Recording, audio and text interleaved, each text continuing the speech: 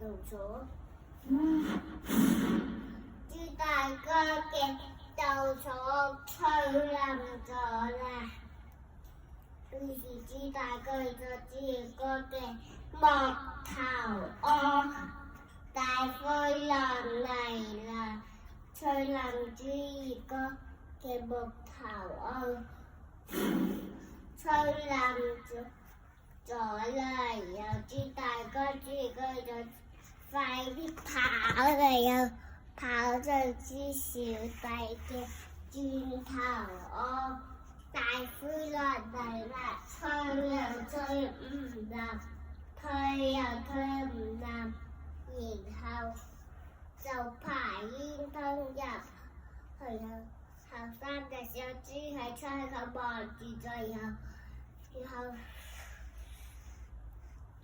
大風落到好熱啊，然後就走咗啦。